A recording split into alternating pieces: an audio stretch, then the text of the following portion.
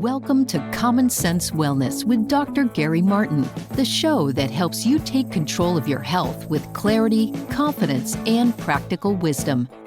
Dr. Gary Martin has spent decades in clinical practice and natural wellness research, discovering that the key to lifelong vitality lies in understanding the body's signals before they become symptoms.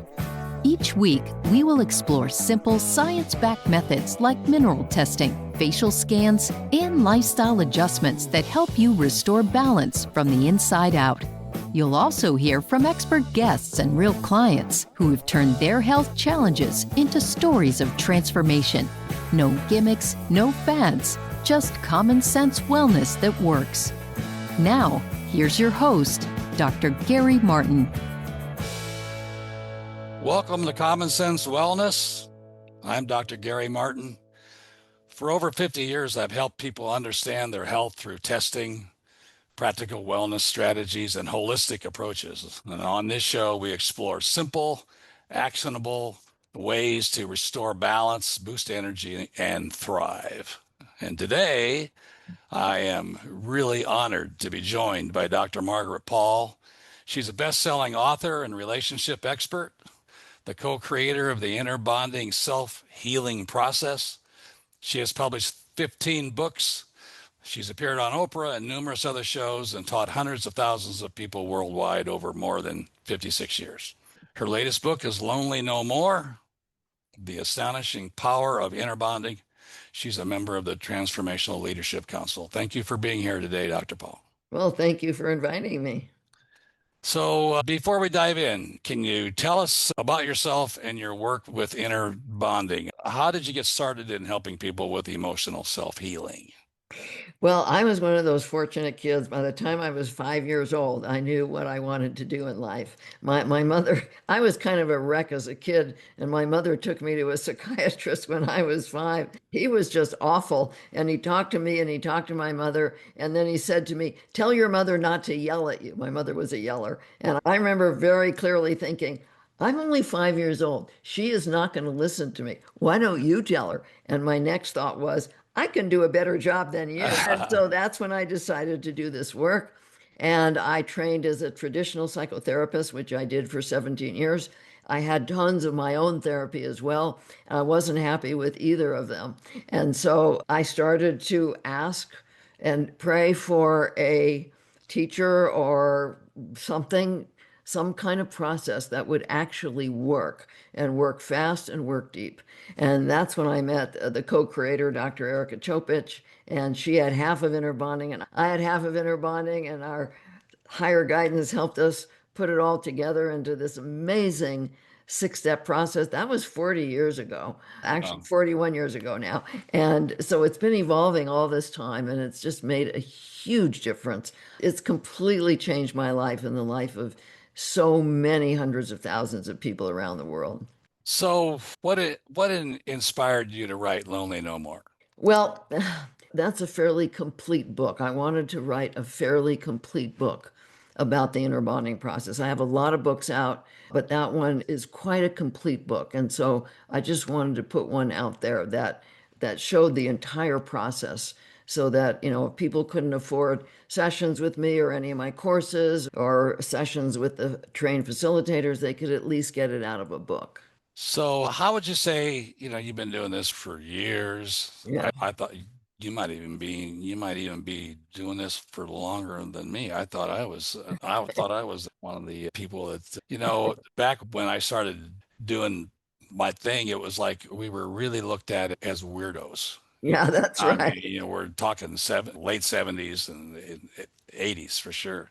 So how would you say that your approach has evolved over the years? Well, it's just deepened. As my own experience with it has deepened, then the process deepens.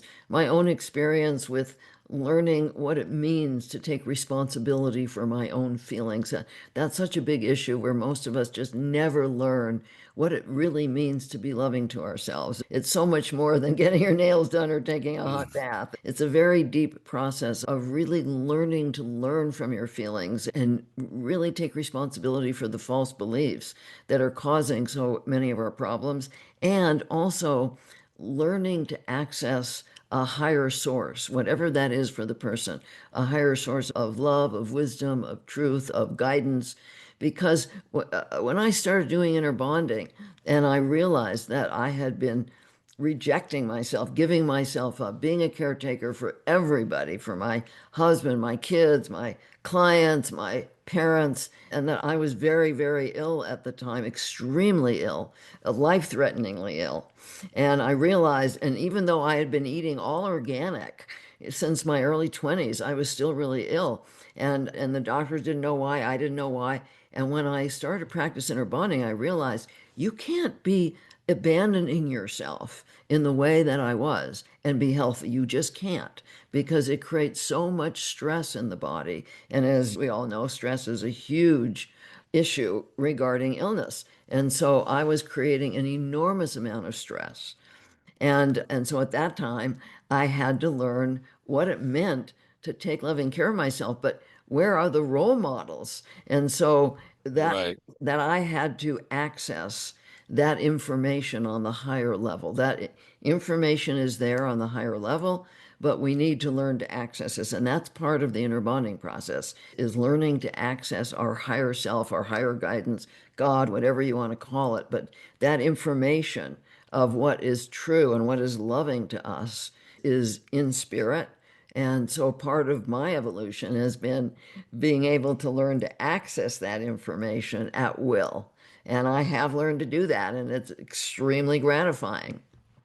Great. So, how would you make the connection, or how do emotional challenges impact someone's physical well-being? How would you explain that? Okay, so let's say that something happens that creates anxiety. And you think that the anxiety is coming from the thing that's happening, but it's really coming from what we're telling ourselves about it, how we're treating ourselves about it, what our belief system is about it, what we think it says about us. And so if we're just being reactive to the outside, how people treat us, what's happening in the world, we're going to be stressed. I mean, especially today with what's happening in the world, there's so much stress. And so if we're just reactive to what's happening externally, then we're going to be stressed. But if we open to learning, see, inner bonding is based on a concept of intention, that there's only two intentions in any given moment to choose from. And one is the intention to learn from our feelings, to learn about how we're treating ourselves, what we're telling ourselves, what would be loving to us, what our false beliefs are. And the other is the intention to control, to avoid, to protect against pain. And virtually all of us in our ego wounded selves have learned to control, to try and control what we can't control. And this creates a tremendous amount of stress when we try to control what we can't control, because we don't want to accept how things are and take responsibility for ourselves regarding how things are. Then we get all wound up into trying to figure out what to do about something that we can't control. Or we protect ourselves from pain with our self-judgments and with our addictions, numbing out, avoiding our feelings, blaming other people, making others responsible. All of this is self-abandoning. All of it creates an enormous amount of stress. And so learning what it means to love yourself, to me, is vital for good health. I actually have 3 pillars for good health. Would you like to hear them? Yes, Okay. definitely. So one of them is eating really well, not eating the toxic factory farm foods and processed foods and sugar and all of that, which I've been doing now for about 64 years. I started in my early 20s, and I've been doing it all this time. I'm very devoted to putting good food in my body. The other is daily exercise, finding exercise that you love and that you want, that you look forward to, that it's not just here and there, but that you can do daily and that you love and that is healthy for your body. For me, it's walking up and down hills and doing my inner bonding process while I'm walking. And the third one is your inner bonding. You're dealing with your stress. And inner bonding is a fabulous process for moving beyond stress and into peace and into joy and into love, which is very healthy for the body. So I actually got into all of this eating well and everything because I was a very sickly kid. And in my early 20s, I really hated being sick. I really hated it.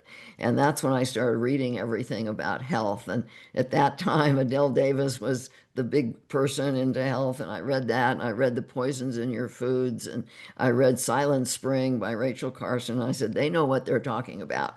And so I threw everything out of my kitchen. I was 22 years old and started eating. There was one little health food store in Los Angeles where I lived at the time, and I just shopped there. That was it. Brought my kids up on that and everything. And that was because I really didn't like being sick. But then I did get sick because I was abandoning myself in my relationships. And once I started to take loving care of myself, it was amazing how rapidly I got my health back. And now I'm going to share my age because hopefully it will inspire people. I'm 86 years old and I have more energy than most people a third of my age. And I rarely get any kind of illness. And I'm very gratified that I see how well this is working for me. Eating well, daily exercise, and doing inner bonding throughout the day. Yep. Well, you definitely are an inspiration. That's why we're talking. I love inspirational people. And Good. so I come from let's see, my grandfather's mother lived to be 100 and something, 105 or 4, I don't know, Wow, that's whatever. And great. he lived to be almost 100. And my mom, she lived until 97, but she probably would be alive today if she hadn't gotten the COVID shot. So Oh dear. she got the COVID shot, had a series of strokes, and bam, she was gone. Yeah, bummer. All Wow. right. So what would be an example of a breakthrough that you have seen when people practice inner bonding consistently? Well, one of the places it shows up a lot, not just with health, but in relationships. Because one of the big issues that causes relationships to fail is people abandoning themselves. So there's two ways to come to somebody. One is full of love. That is, I've taken care of myself, I've done my inner work, I'm full of love, I'm coming to you to share my love. But the other way is that I'm not taking care of myself. I'm abandoning myself. I'm judging myself. I'm ignoring my feelings. I'm not taking care of myself. And then I come to you needy, wanting you to be the loving adult for my inner child because I'm not taking care of myself. And then I'm going to try and control you. And this goes on in so many relationships where people come to somebody trying to get love rather than being able to share love because they're loving themselves and they're full of love. Well, when somebody comes to somebody to try and get love, the other person likely may be doing the same thing, and neither of them have any love to share. Or one person is controlling overtly with getting angry or judgmental, and the other person is resisting and pulling back and withdrawing. None of that creates loving relationships. And all of that stress also has a huge effect on health. And so it has a huge effect on relationships when people are abandoning themselves. And I've seen over and over, because I do specialize in working with relationships. I love to work with relationships. That when each person is willing, or even one person is willing to do their inner work, they change the entire system and the relationship heals, even if they've been together for many, many years. Even if they haven't had sex for many, many years, suddenly the spark is back. When they're loving themselves and sharing love, the spark is back and they can reconnect. And so it's extremely gratifying for me to see. I just worked with a couple recently who had been to so many different therapists, well known therapists, but they were on the verge of divorce. And one of the things that I've been able to do is to see the system very quickly. I see it right away, like in the first session, I see the system. And so I started working with each of them individually on their end of the system. And after only about 3 or 4 sessions, these people were very open. They really, really wanted to get it.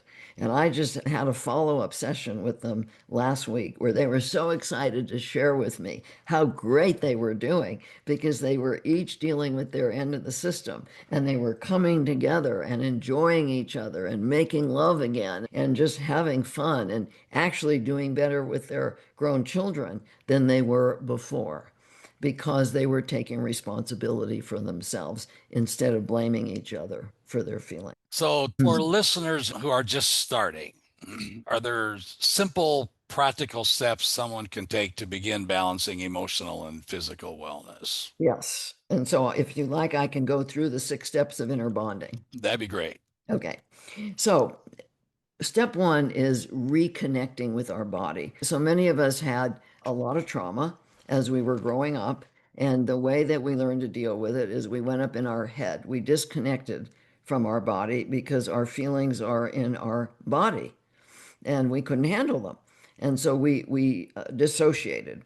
Now, in step one, we have to learn to get present again because our feelings are an inner source of guidance. Our feelings tell us whether we're loving ourselves or abandoning ourselves. Our feelings tell us what's happening externally. If somebody is needy or pulling on us, or somebody is dangerous, or things like that, or the situation is dangerous, our feelings tell us so much, a powerful source of inner guidance. But we don't have access to it if we're up in our mind, if we're not present in our body. And so step one is practicing. And this took me a while because I was totally in my head trying to control everybody else into loving me and not at all in touch with my own body. And so it may take time to learn to live from our body. Like when we were born, we lived from our body. We were aware of our feelings. But so many people are not aware. And if they are, they do anything they can to avoid them. So, step one is getting present in the body, wanting responsibility for your feelings. Step two is moving into your heart and consciously opening to learning and learning to access a higher source of love and truth and wisdom and bring that into your heart. And step three is then dialoguing with the feeling part of you, which is your soul, your inner child. Your inner child is your soul self, the part of your soul that's in the body. Part of our soul is all around us, and a part of our soul is in our body, and that soul often communicates through feelings. And so in step three, we're doing an exploration where we ask how we're treating ourselves, what we're telling ourselves. We're exploring the false beliefs that we may be coming from our ego wounded self, how we're abandoning ourselves, how we're rejecting ourselves that may be causing anxiety, depression, guilt, shame, anger, aloneness, emptiness, jealousy, envy, bitterness, resentment. These are the kinds of feelings that we actually cause. People think they're coming from something external, but they're not. They're coming from how we treat ourselves. You know, Viktor Frankl in Man's Search for Meaning said, somebody can take away everything, but they can't take away our attitude. They cannot take away. And so nobody can take away our intention to be loving or to be controlling. That is the essence of free will. And so in step three, we are investigating our intention, how we're treating ourselves, that's causing us to feel some pain. And then once we understand the beliefs, beliefs like I'm not good enough or I'm not important or nobody likes me or if somebody really gets to know me, they're going to think I'm terrible or I can control how people feel about me or things like that. There's so many false beliefs.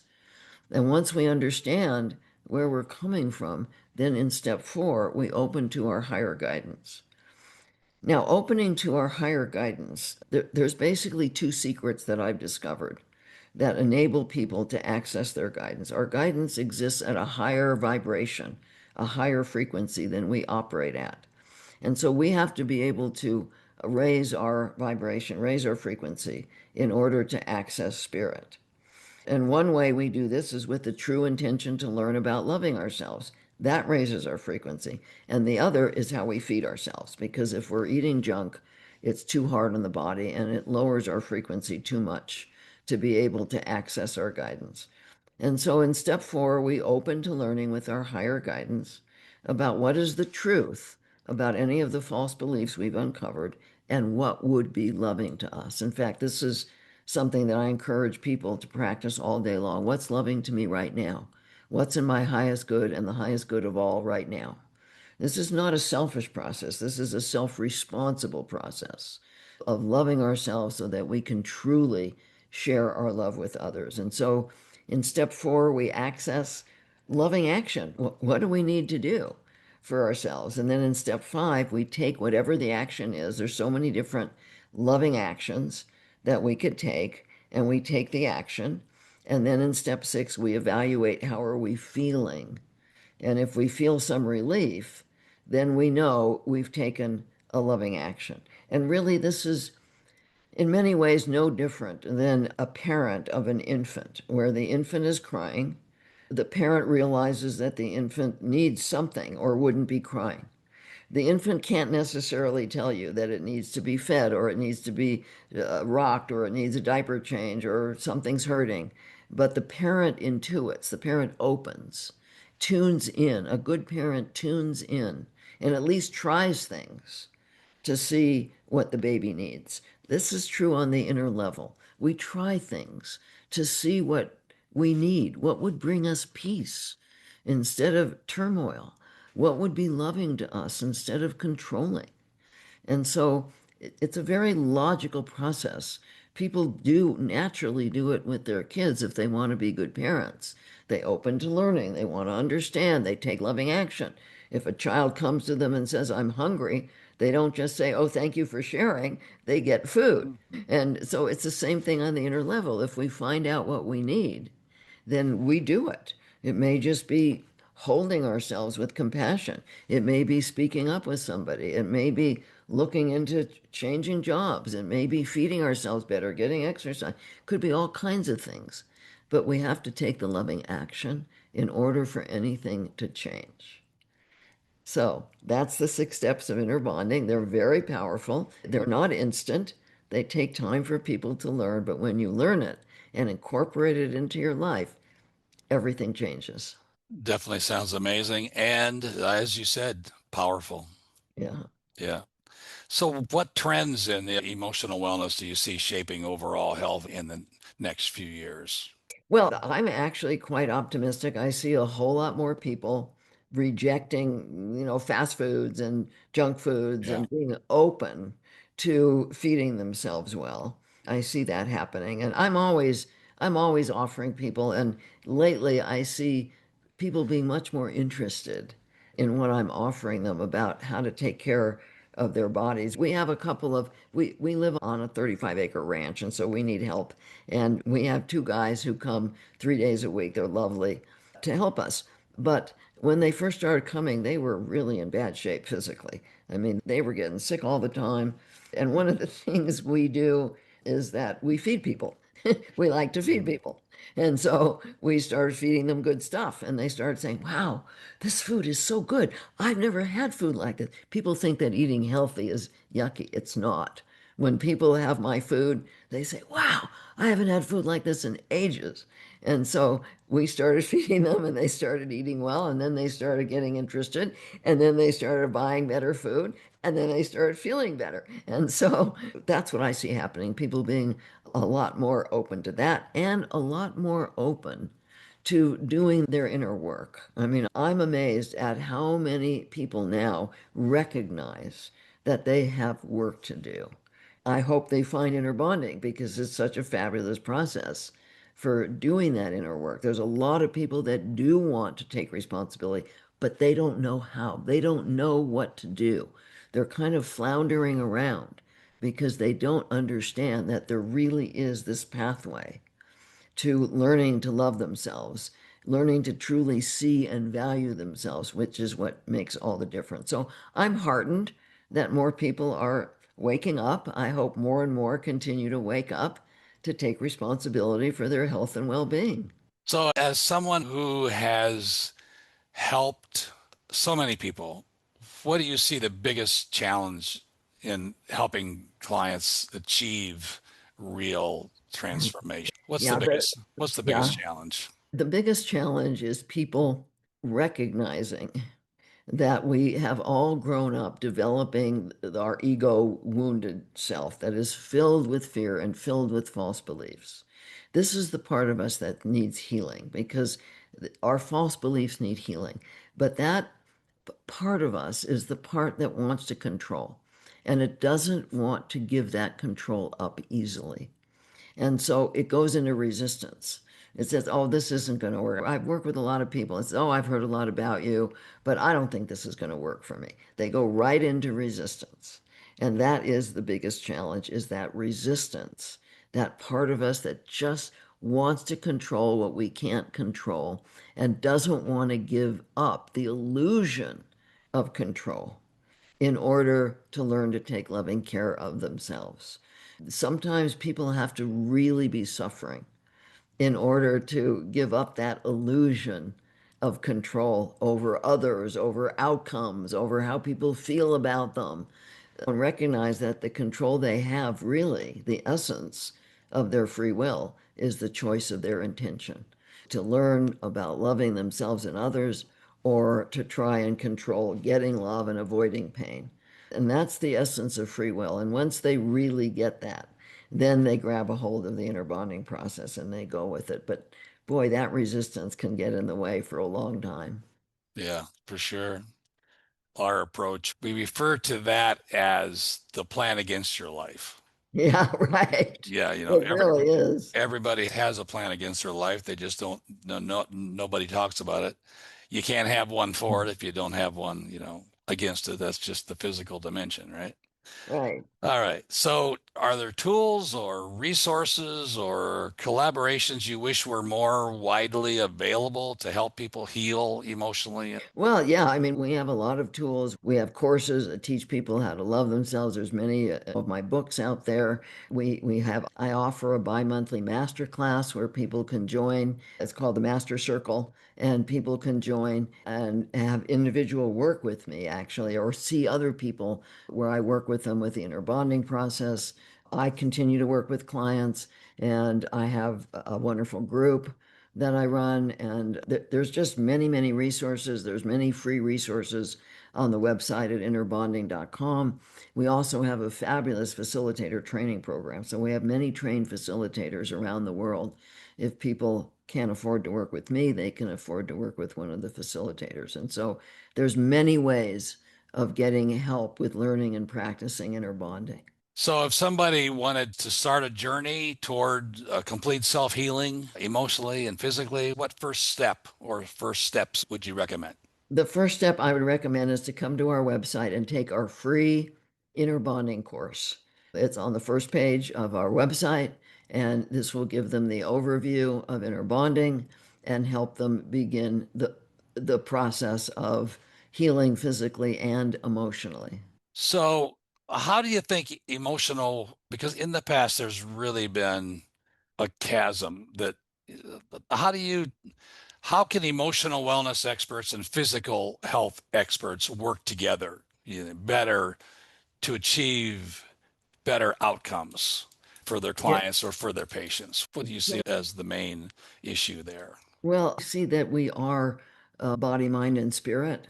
I think a lot of the functional medicine doctors need to incorporate inner bonding.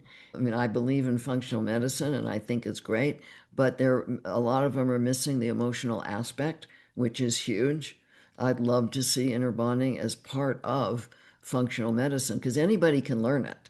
It takes some practice, but anybody can learn it and help themselves to heal on physical, emotional, and spiritual level. We have to see that we are one. We're not separate. And that's one of the things that functional medicine does is it brings us together on the physical level, but it doesn't bring in enough on the emotional, spiritual level. That's what I would like to see happen. Yeah, that makes two of us. For sure. I remember I get a kick out of this functional medicine thing. It's like years ago, 20, 30 years ago, whatever, it was unusual. It was unusual to find somebody who was medically trained, who thought that our approach of realizing that, I don't know when it was that we realized this, I don't know, maybe in the late 80s or 90s, somewhere in that area, where the body is the mind made visible. Right. And it was like, that was just like, what? Nah, And today, every time you turn around, there's somebody who has spent 20 years or whatever in medicine, that now they're becoming a functional medicine. It's like they're doing what we, both of us, really have been doing for half a lifetime. You know, so Yeah. yeah, it's very interesting. Yeah, it Well, is. thank you for sharing your insights, your practical advice. Your work shows that understanding ourselves emotionally is just as crucial as understanding our physical health. Right. Please tell our listeners again where they can go to find out more about you and where to get your book, Lonely No More. Yeah, so they can go to innerbonding.com. The book is on Amazon. All of my books are on Amazon. And so they can get those there, or they can get them on the website. If they join, we put out a monthly newsletter and they can join that. And then they get the emails about what's happening with Innerbonding and all the resources that we have. So really encourage people to go to innerbonding.com, take the free course, and sign up for the weekly Innerbonding journal. Wonderful. Well, all this information will be posted in the show notes. Okay. And thank you for joining us on Common Sense Wellness. Well, thank you very much for inviting me. And remember, taking practical steps to understand your health emotionally and physically is how we restore balance, boost energy, and thrive. See you on the next podcast. Thanks for listening to Common Sense Wellness with Dr. Gary Martin. To learn more about the testing and resources we discussed, or to find out how you can take charge of your own health, visit biri.org. You'll find valuable information, free tools, and ways to connect directly with our wellness community. That's biri.org. If you enjoyed today's episode, be sure to subscribe and share the show with someone who's ready to take their next step toward better health.